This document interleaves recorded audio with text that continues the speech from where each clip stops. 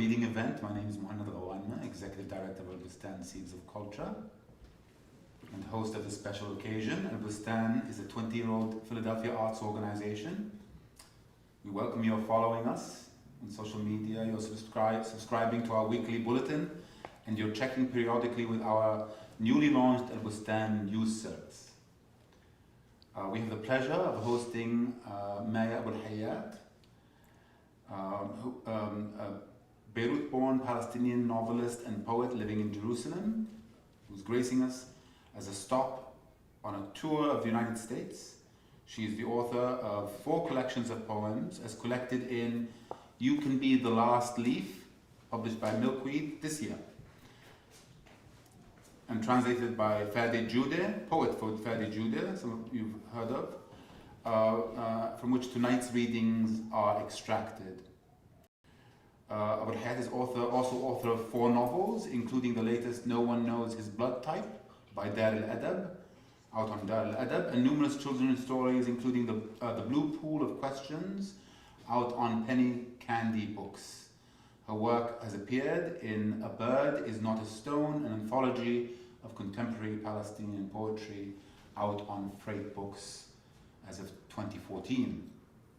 Abu Al-Hyatt is the editor of the Book of Ramallah, a city in short fiction, out on Comma Press just last year, 2021, and the director of Palestine Writing Workshop, an institution that seeks to encourage reading in Palestinian communities through creative writing projects and storytelling with children and teachers.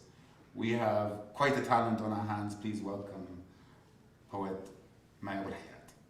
Yep. Reading from the noted translation by Fady Joudah is Professor Ikram Masmoudi, an associate professor of Arabic studies whose area of interest includes Arabic language, modern Arabic literature, Iraqi fiction and literary translation. She was educated in Tunisia and France.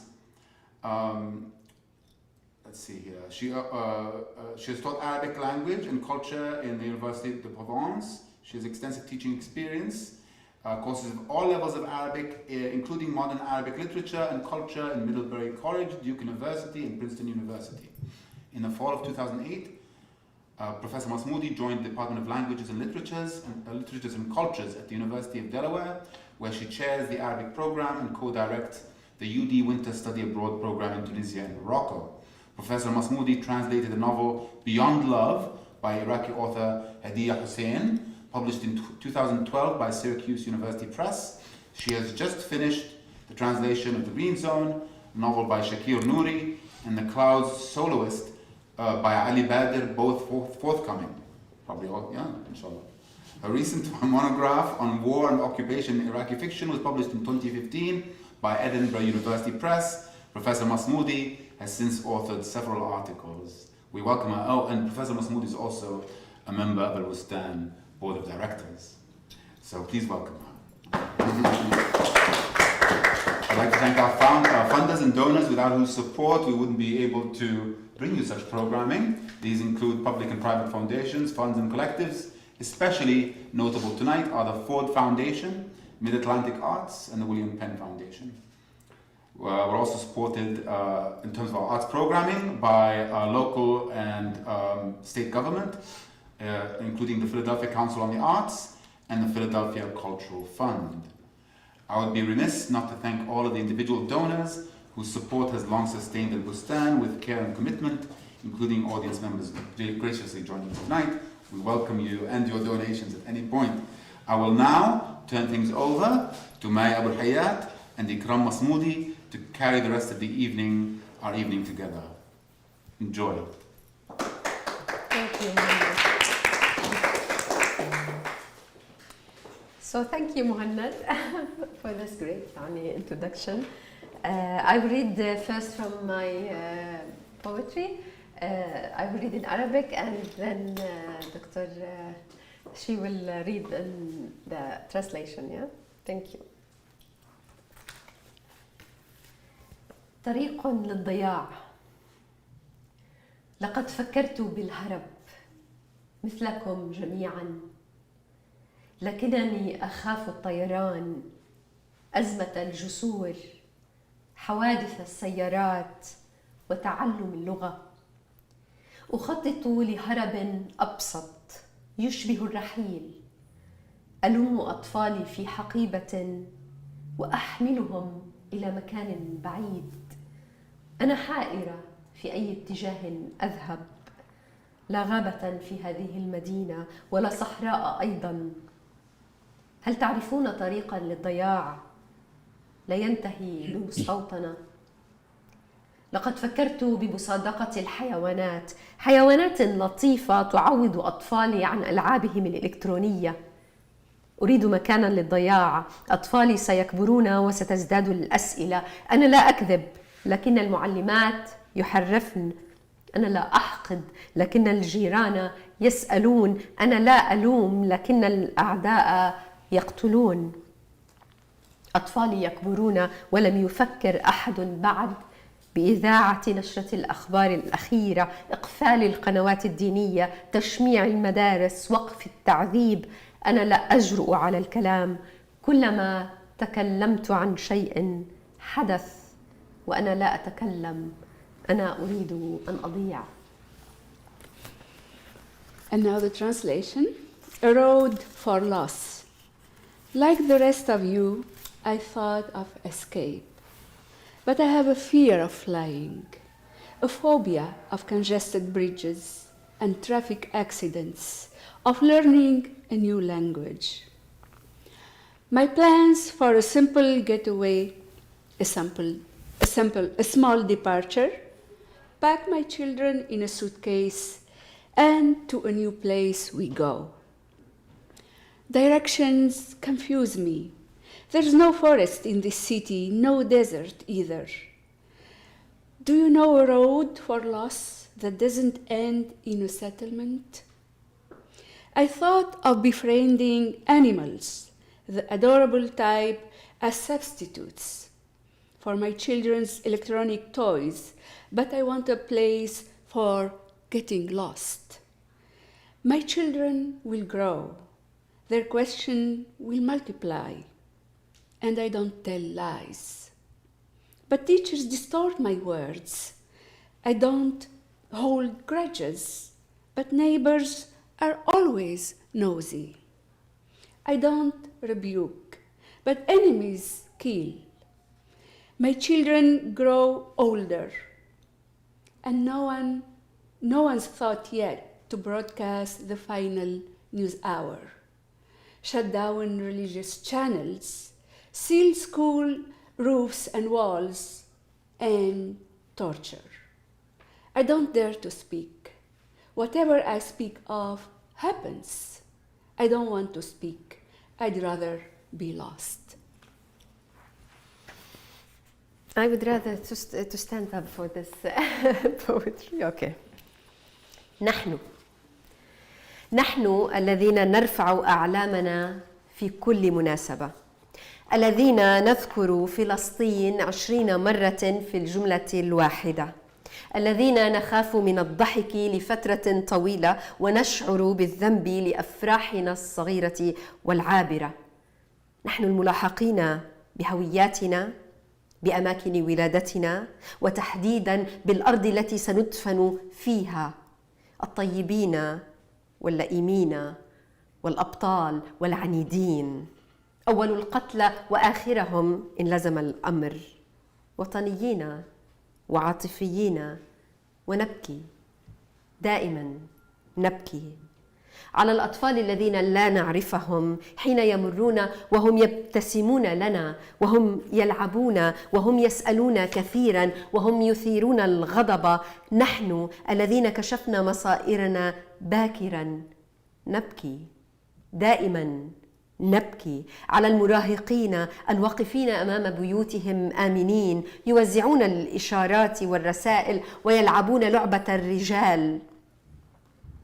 نبكي على الأمهات، كل الأمهات الفرحات بأول الحمل والمرسلات الرسائل في البرامج الإذاعية. من الأمهات اللواتي أرسلن الملابس الشتوية للمعتقلين أكبر بنمرة تحسبا.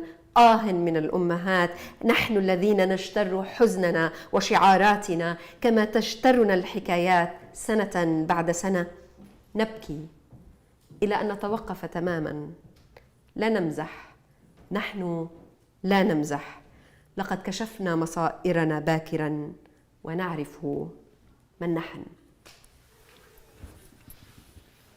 We, yes, we who raise our flags on every occasion, mention Palestine 20 times in a sentence, afraid to laugh for too long, guilty over our fleeting small joys.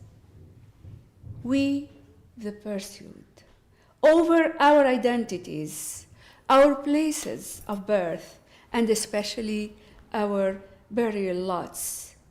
We, kind and wicked, heroic and obstinate, the first to die and, if necessary, the last. We, nationalists, sentimentalists, tearful, always tearful, our children we don't know who passed by bus, with or without sending smiles our way. There are many questions and infuriating habits. We showed our hand too soon, our weeping over adolescents who peacefully stand in front of their houses, making gestures, playing the game of man, and our weeping over mothers, all of them, the happy ones with news of pregnancy, and those who dispatch letters to TV and radio stations. Oh, mothers who send winter clothes one size too big to their incarcerated sons. Yes, mothers who regurgitate their sorrows and mottos as stories regurgitate us. Year after year, we cry and cry until we cry no more and stop joking around. We showed our hand too soon. We know who we are. Thank you. ميكروبات. هناك نوع من الميكروبات يتحرر من الجسد الذي يسكن بالانتحار، يهمس في أذنيك لتضرب سيارتك في عرض الحائط أو تفجر مرفأ. حتى الجنون، وهمنا الوحيد بالتفوق، نقص في الفيتامينات. وأنت تريد أن تتأكد من لون حلماتي التي أخبرك أنها زهرية وتشكك بدرجة اللون. الميكروبات توسوس في أذني فيتامين د والأحماض الأمينية والعصارة الصفراء والرجل الذي يأخذه المورفين من عالمه ويسحبه الأكسجين من ذراعه. أطبطب على نفسي كي أعيش دون انسداد في الشرايين، دون أمراض في المعدة. أواجه الميكروبات بالكثير من الفيتامينات التي تؤلم رأسي وتجعلني من الطبقة المتوسطة التي تخشى على نفسها من الموت ألماً. كنت أخاف من الجوع، من البرد، من النسيان. الآن أخاف من الميكروبات التي توسوس. Thank you. Some microbes liberate themselves from the body they have settled in by suicide. They whisper in your ear to smash your car into a wall or blow up a pier. Even madness, our singular claim to superiority, is nothing more than a vitamin deficiency. All this, and you still doubt how pink my nipples are, after I have told you they are pink. Microbes whisper vitamin D to me, whisper amino acids, yellow plasma, and the man that morphine takes away as oxygen grabs him by his arm. I touch myself to live free of arterial disease and gastric ailments. I counter microbes with supplements that give me headaches, and good standing in a middle class that guards itself against a painful death. I used to fear going hungry in the cold, forgetting. Now I fear with voices. I fear microbes with voices. منذ أخبروني شوية حب بلاش ننتظر الميكروبات وكذا. منذ أخبروني أن حبيبي لن يعود من الحرب جربت كل الأشياء. الله مثلا اتكأت على صدره وصليت، وعلى سجادة الصلاة مرة وإلى الأبد عرفت أن حبيبي لن يعود، وأنه إن عاد لن يعرفني. جربت السياسة، الأغاني الوطنية حفظتها، المحاربون بجلتهم، كانوا موسميين ومزاجيين بدلوا وجوههم تحت عباءتي كما خطاباتهم.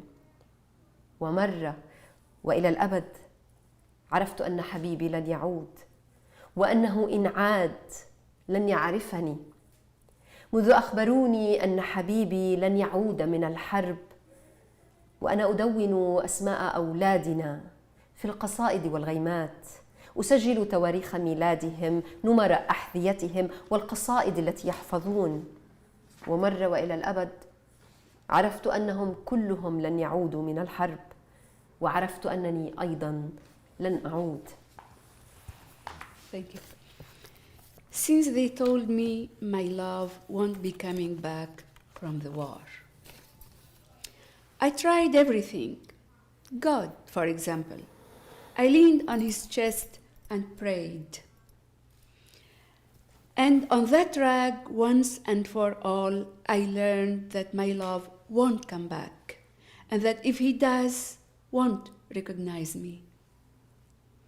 I tried my hands at politics, memorized patriotic songs, befriended legislators, adored warriors. But seasonal and moody, they change their faces, as they do their speeches.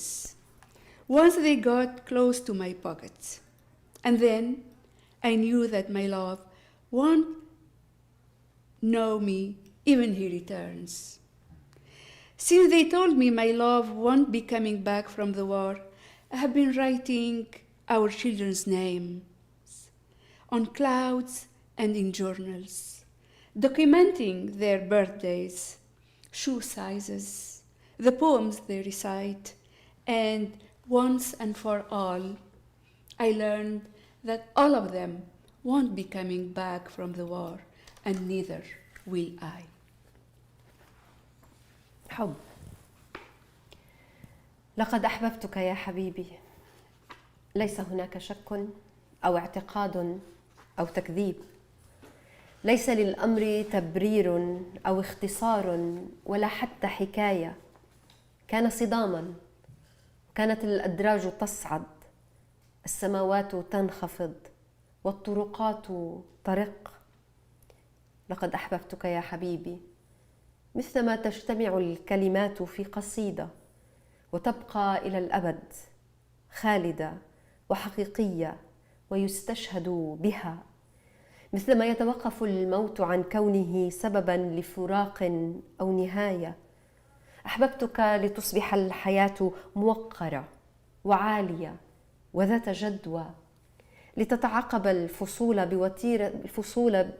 بوتيرة وانضباط، وتبرر القسوة قدرتنا على المقاومة والنهوض. ليس هناك شك أو اعتقاد أو تكذيب. انظر إليها وهي تصعد منذ 20 سنة، تنهداتي، نظرتي وهي تتعرف إليك من اللحظة الأولى كلما مررت في حديث. انظر إليها وهي تتكسر خطواتي على الأرصفة وفوق الأسرة الواسعة. ستعرف كيف أحببتك يا حبيبي دون شك أو اعتقاد أو تبرير، دون طلب أو غاية. ordinary grief. I loved you, my love. There's no doubting or denying it. No justification or synopsis. There isn't even a story behind it. It was a collision. The stairway was rising, the heavens descending, and the roads had softened. I loved you, my love, as words gather in a poem and remain forever immortal, true, and quotable. And just as death ceases to be a logo of end or separation, I loved you for life, to become elegant, dignified, useful, for the seasons to succeed one another, rhythmic and precise, for cruelty to rationalize our capacity to resist, endure. There's no doubt or denial. Look at them, my sighs as they rise for 20 years, and check my gaze that recognizes you in an instant. Whenever you pass in a breeze, look at my steps as they break over sidewalks and king-size beds, and you will know, my love, that I loved you without evidence, motive, or demand. هل نحن بشر؟ يسأل الكتاب بغلافه الأصفر. نعيش في تصاميم الآخرين وأحلامهم، فيما فعلته الريح بالشجرة منذ آلاف السنين، فوق مستحثات حيوانات وبشر وعقارب، داخل بطون حيتان وجذور أشجار وأصداء محادثات ليلية لسكان الكهوف. نتجول في شوارع مهندسين وحطام معاول قديمة، في مخططات بلديات قديمة وداخل عقل عجوز نزق. كلامنا عن الروح الحرة والمعتقدات والأرض البريئة جزء من التصميم، برغي في عقل الكرسي الهزاز الذي يعطي الكون دفقة الشغف.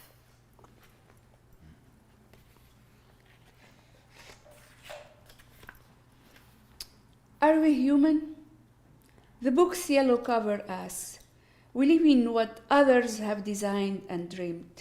We live in what the wind has done to a tree thousands of years ago, above animal and scorpion urges, in the belly of whales, within roots and echoes, the nightly chatter of cave dwellers.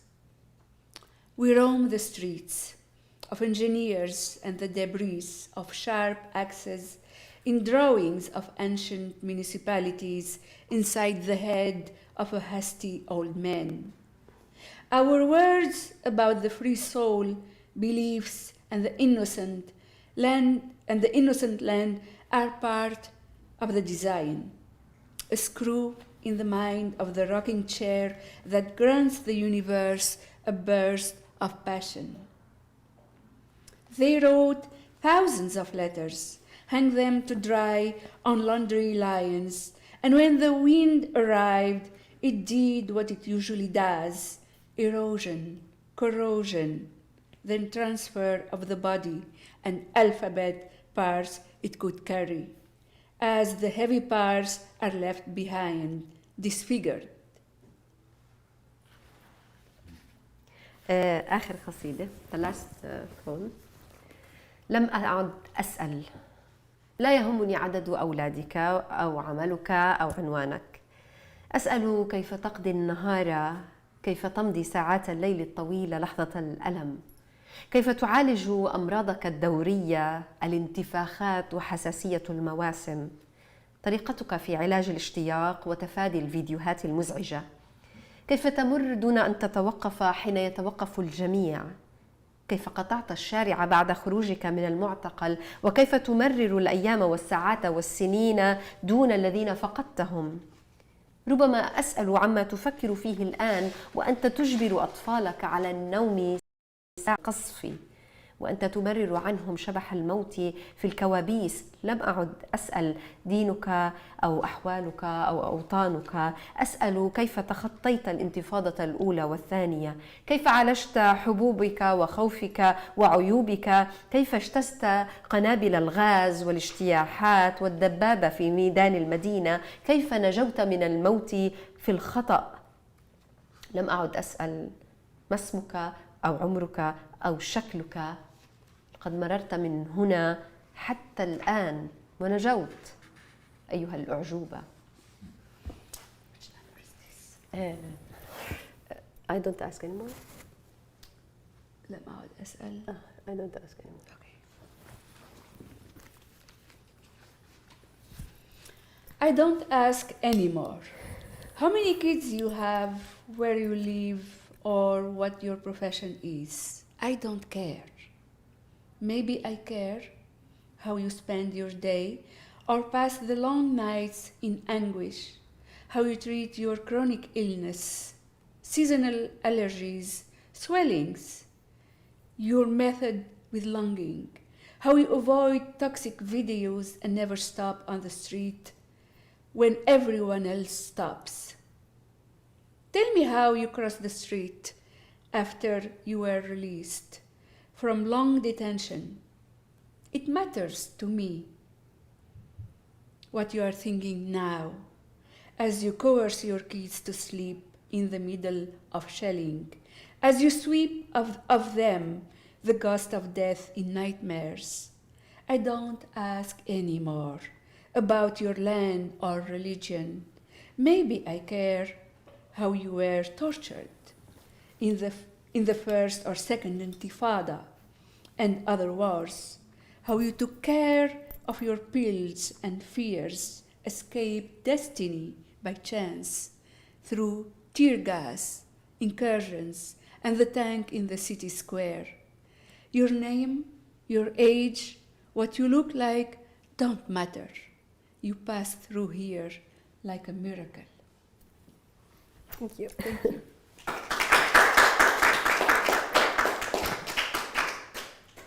Let's launch into a chat. Yeah, I was reading and I thought it's too heavy, yeah? Why it's that? So, okay. Do you want to ask anything, or we can like just have a chat together? Yeah. Yeah. Yeah. Sorry. Yeah. Please. So how did you pick the poems that you wanted to read tonight out of the rest of the book? Oh my God, that's hard. This is the hardest. Yeah. I had reading before. That's why we we were like shaking. Actually, because this is like my last from my last book. And like I love them the most for now. Maybe later I will hate them because this is what usually happens. Yeah, but I was trying like to have like something that mirror my life in Palestine a little bit as a woman, as a human being, because I don't know how much your background about the situation, and because now I think no, I don't know if you maybe understand the context of it, because there is something about like I don't care about your luck or something, because in Palestine we care a lot. Usually people care about like they want to know who you are, who's your kids. But later when you like here, maybe nobody cares. So maybe the context is totally different. Yeah, but back then يعني for me now I don't care because there's too many things to care about. يعني. But maybe other people care. Yeah. Thank you. Do you find it very heavy? Or what do you think? Do you understand the context or not? Yeah. Yeah. I mean, I know about Palestine. Yeah. Of course, but no, I like the ones that you chose. Okay. Yeah, thank you. I'm having a hard time breathing. Like I'm trying to take a minute because I got really emotional just hearing the Arabic to start. وبس حابة أقول لك شكرا لأنك تكتبيننا. حبيبتي شكرا كثير. It feels very hearing things that I feel like I can relate with, personally speaking. In my entire generation of Egyptians and other Arab young people who came out in recent events in the past, I'd say 10, 15 years, like it was our coming of age, basically. So it's wonderful to know that this is being translated to English. Oftentimes, the poetry that we connect with is rarely translated. So I really appreciate that this is available now. Thank you. Thank you. Thank you for bringing this up, because usually also the translation is politics actually. So the translation is not like innocent. And you know, maybe Doctor, what is translated? This is a great not translation. Thank you. Yes. Yeah, I think Fady also did a great job, because he's also a poet. He's also Palestinian. He knows the context, and he found me. He he could translate somebody else, or but he was trying to find a unique voice, something like that is not like also like the traditional what you hear the tradition about Palestine or about the situation. I try to write myself. And I try to be very honest with everything. If you buy the book, you will maybe you read more things that is totally different. But at the same time, it's everything is politics in Palestine. Even if you breathe, is politics. If you move, if you just crossing the road, is politics. So most of my poetry is written at roads, at the checkpoints, at in transaction place, in transit, exactly. And when you write in transit, you always like you are writing at the edge of things, at the edge of your emotion. I work actually also with children and teenagers. I work with young people, and I always I try to write for Palestinian, not for foreign audience, because I think you can through literature and art you can heal, and people need to see themselves in the literature, in the art, because you can then when you see yourself, you will laugh sometimes, or you will have more emotion actually, and you more sympathize about yourself or about your stories and about others.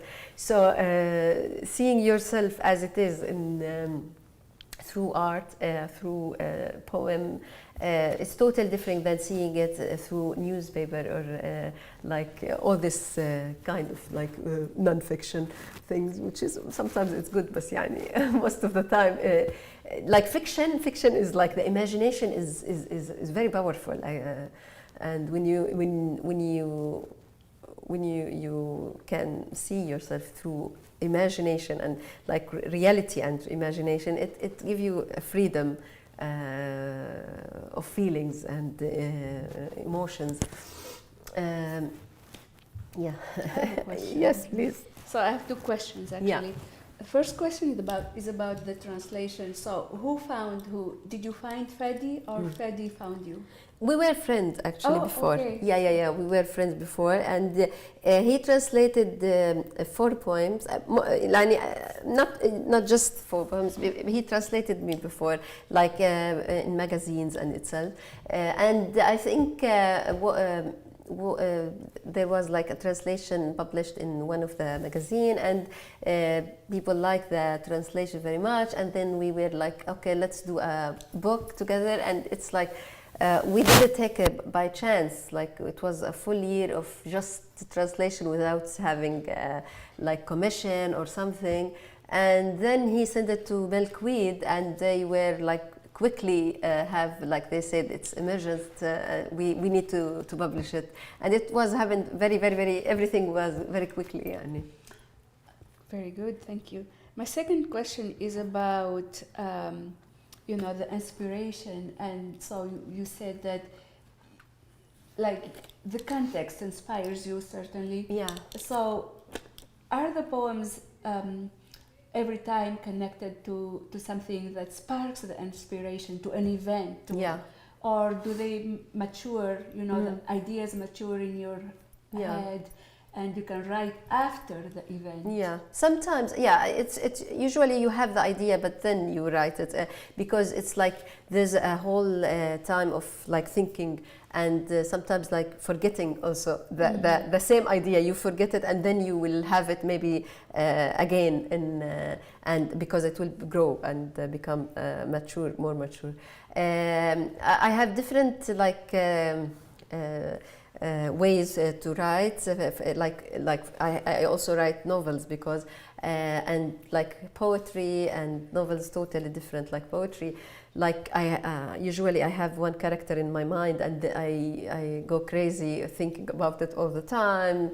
It grows in my mind and like maybe I will write 10 pages now and after 2 years I will write the whole novel. But poetry a little bit different because it's like it's a song. It's a whole one breath.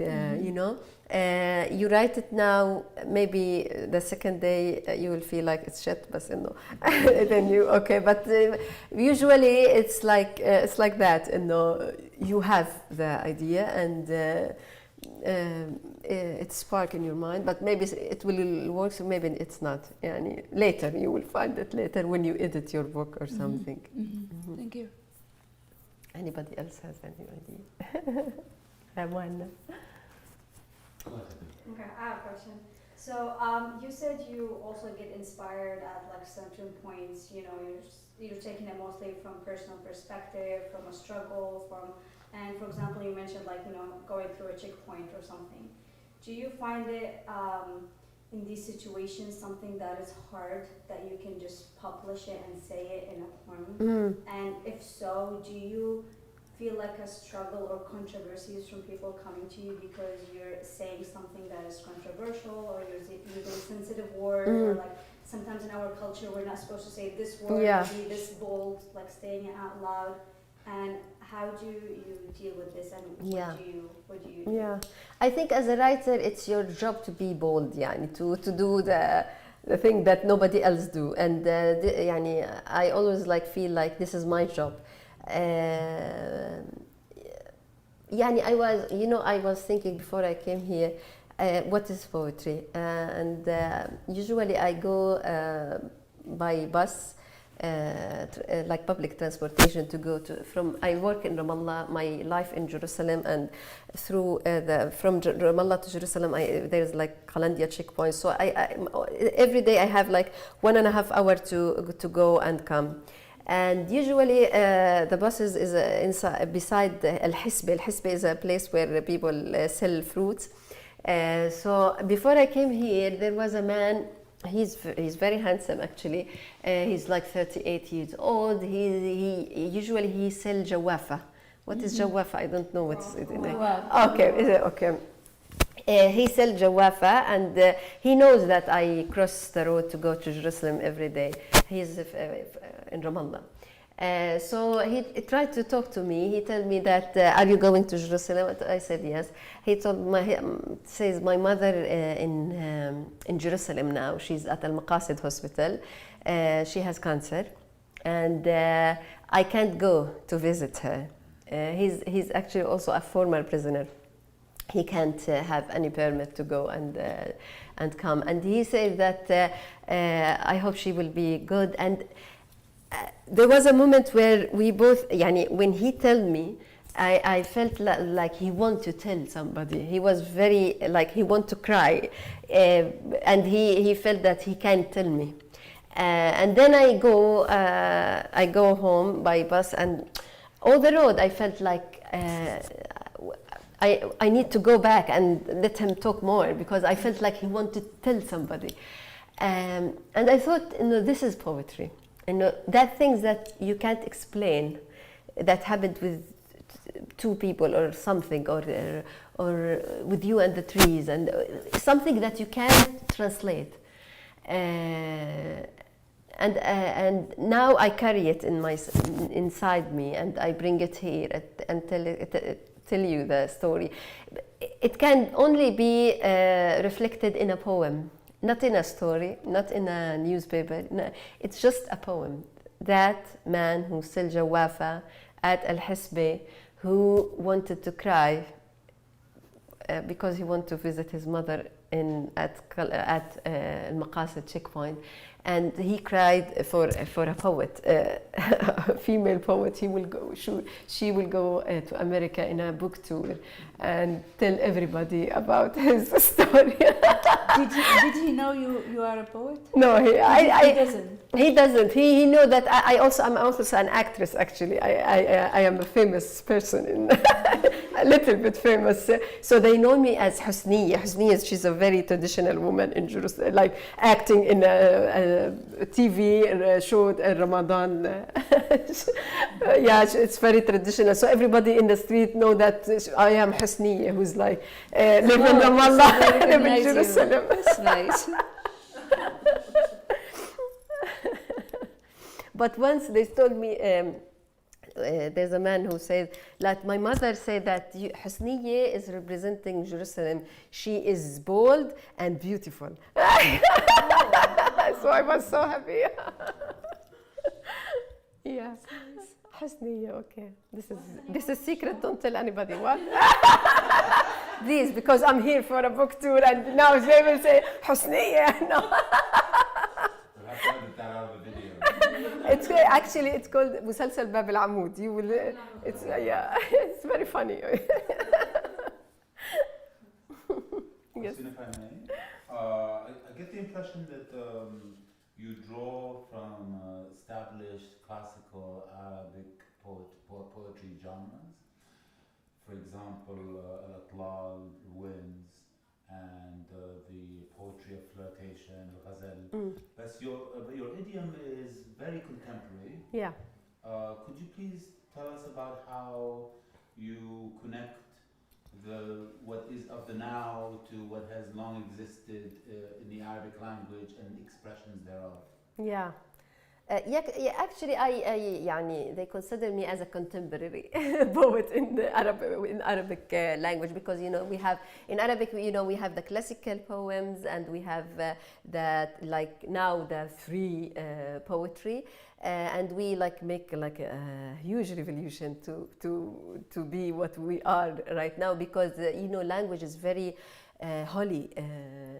Arabic language is very have all this heavy of being very holy language, and we try to use the everyday language in order to make it accessible and make it more close to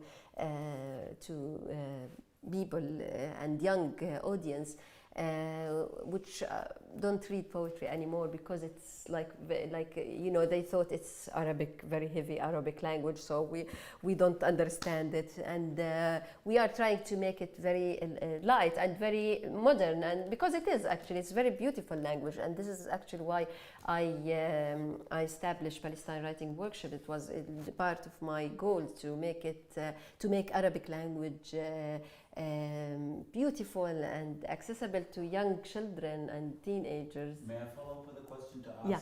But you, at least in the poems that you read today, they were in Fusha Arabic. Yeah, always. So you elected not to write in colloquial Arabic. Yeah. Because Arabic, like the written Arabic, usually is like the tradition written Arabic is Fusha. The published book is always Fusha. But there is even the Fusha, it has very low, very classical Fusha, and very the light and modern Fusha. In Arabic, usually the published book, the written book is always Fusha. Some people try to, especially in Egypt, for example, they are go modern and do the local or شو بسموها اللغة الدارجة. بس it's they are still, even in children book, actually we can't write in الدارجة. It's like no school will take the book if it's in Darja. So we're supposed to do it in formal Arabic. So most of the, like if you publish book, most of the time it will be in formal language. So that's in like Palestinian context, like, or talking about publishing in general? Most of the Arab country is like that. Now they, like in Egypt, there is some initiative to do some books, especially for children. But it's like most of the time it's like there is a war against that. Yeah. It's very controversial still. Exactly. Yeah. To follow up with that too, so do you think that there is still, like, if you could have the option to be published in Ammiya, Yeah. would you do that? I can't write in Armenia. Yeah. It's something established here. يعني I can't. يعني really, because I feel like and I always advise people to write in the language they think of. If you think in English, write in English. If you think in Al-Ammiya, write in Ammiya. If you think in formal language, write in because I think when I think in formal Arabic. I can't think in Ammiya. My even that, because that language is culture. And it comes from, every culture comes from reading, from experience, shows, from everywhere.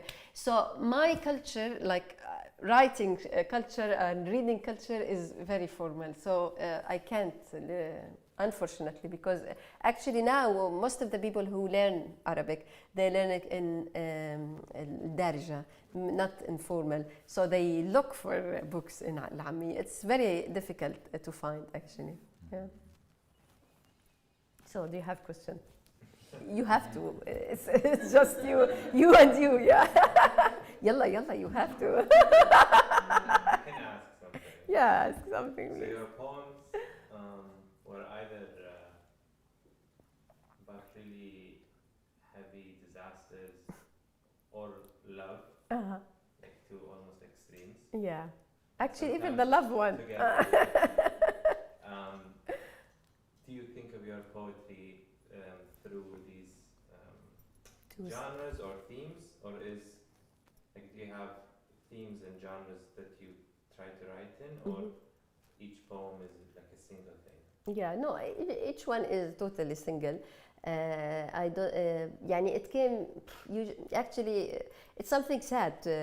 I feel so sad. يعني for that, because I know it is true. And we were like talking, me and Fady, about it, and all my poetry is like going in a circle. It's like the same things, but in different themes, in different subjects, in different contexts. And I feel bad because this is true, because it's like it's not ending. What I'm feeling is not ending. It's the whole thing is not ending. We need an ending for the occupation to, in order to end this feeling. In order to, يعني, what can I do? What I feel so bad about it, because I don't want to be put in that box forever. I wanna I wanna think in a different ways, in different themes. I wanna be totally out of this box, but I can't. And I was thinking, maybe it's fine. Yani, when the occupation will end, that will end, because this is it's our destiny as a Palestinian, maybe. And sometimes you wanna escape from it. You wanna go. I was like, I don't want to be. I swear to God, I wrote a novel called Glitter. At the beginning, I was like, I will never write one word about Palestine. It was my goal not to mention Palestine. That was my goal, Anjad. And then all of it was about Palestine. You live with it every day, right? It's like I was like really trying to do that, but you can't do it. You can't escape it, because I live there. It's like every day. It's a circle.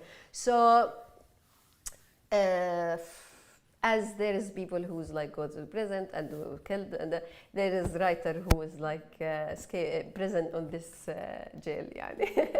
But not most of the poetry. I think if you buy the book, you will see that it has no, يعني شوية.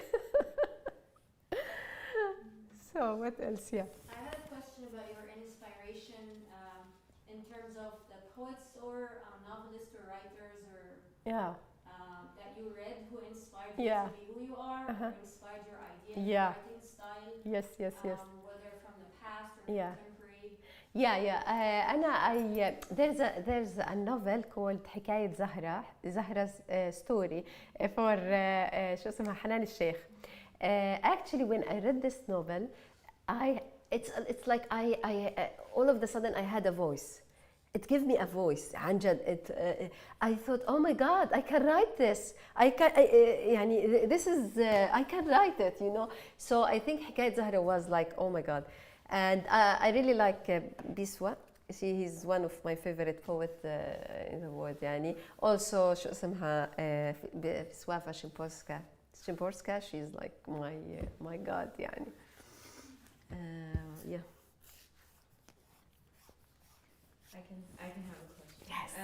So I don't really know exactly what the question is, but I know we've been talking a lot about like how you like the idea of all of this being a part of you, like you're writing these poems while you're in transit to your job. Yeah. You know, they also, although, you know, on the one hand are very, very like political, they're also very personal. They talk about your family, your home.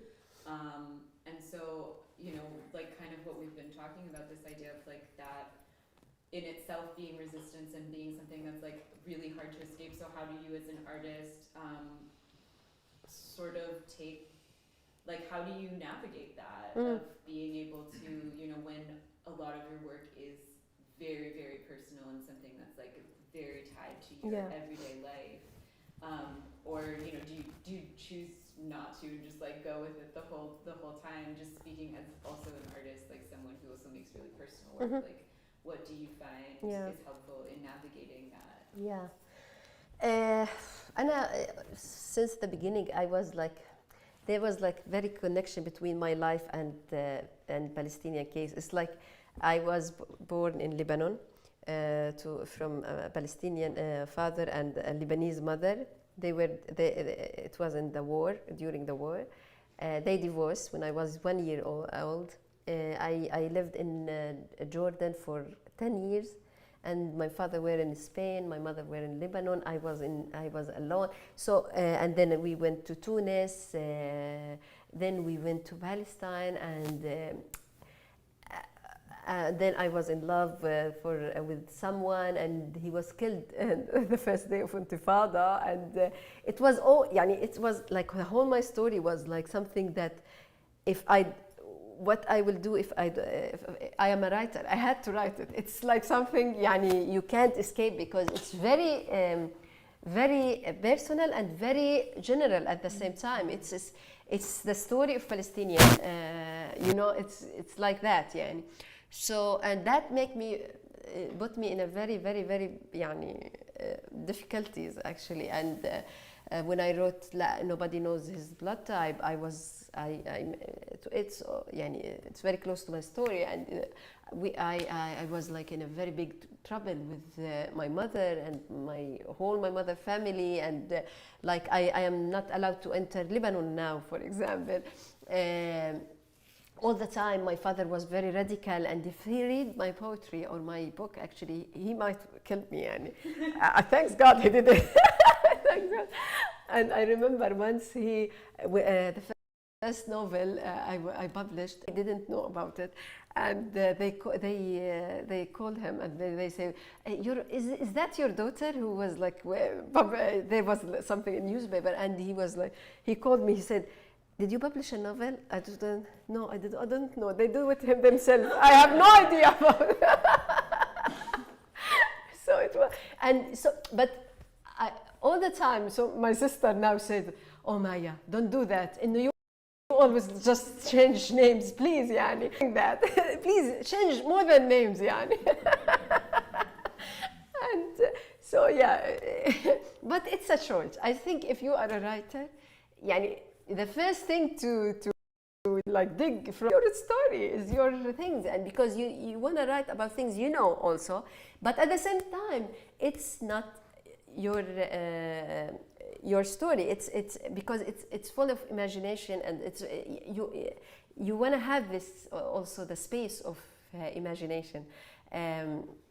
Because when you have it, you will be like stronger and not limited to your own story. So it's always, I always say that it's a novel. It's not reality. It's a novel. It's not you. When you write, it's not you. It's the story of literature, and you have to be very careful and very like.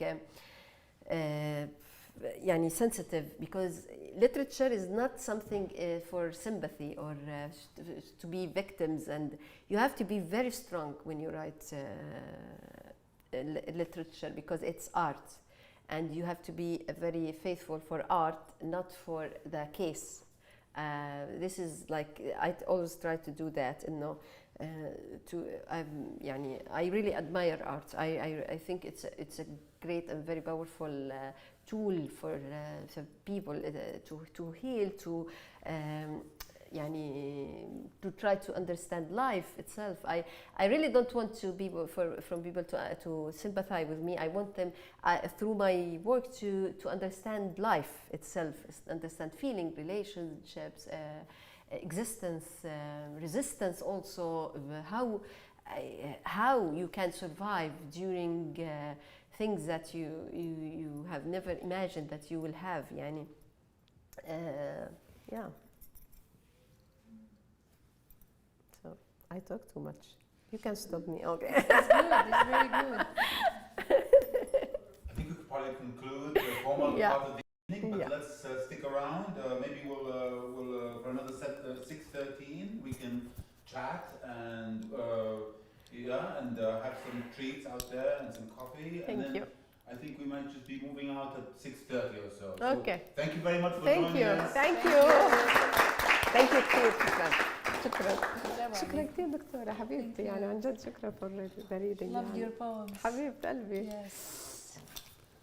شكرا لكم لحضوركم، يعني اهلا وسهلا. فهمتوا العربي ولا لا؟ والله عظيم. الكتاب وين متوفر؟ في نسخ للبيع او لا في بحكي لها. Do you have books for sale here? I don't think they have it here, but I think it's in libraries and yeah. Maybe